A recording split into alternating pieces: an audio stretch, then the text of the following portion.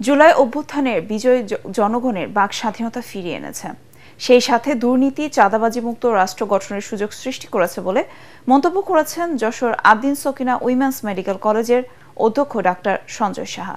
জুলাই গণ অভ্যুত্থান দিবস উপলক্ষে কলেজ অডিটোরিয়ামে আয়োজিত আলোচনা সভায় তিনি এসব কথা বলেন। এ সময় 500 শয্যা বিশিষ্ট আদ্দিন সকিনা মেডিকেল কলেজ হাসপাতালের পরিচালক ডাক্তার ইমদাদুল হক বাংলাদেশি জাতীয়তাবাদ আদর্শে দেশ গড়ার আহ্বান জানান।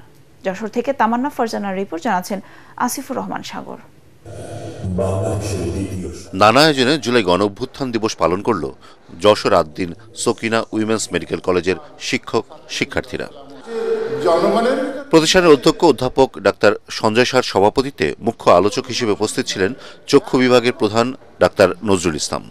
এ সময় তারা দুর্নীতি ও চাঁদাবাজি মুক্ত বাংলাদেশ গড়ে তোলার আহ্বান জানান। দুর্নীতি ও চাঁদাবাজি মুক্ত সুখী সমৃদ্ধশালী দেশ হিসাবে পৃথিবীর মানচিত্রে আমাদের এই দেশ যেন স্থান পায়। কোনো অন্যায়কে প্রশ্রয় দেওয়া যাবে না, অন্যায়ের জায়গা থেকে কথা বলতে হবে। সেই ব্রত আমরা নেই, কারণ হচ্ছে মানবিক হওয়ার চেষ্টা করি। মানবিক হওয়ার চেষ্টা হলে দেশটা সুন্দর হবে।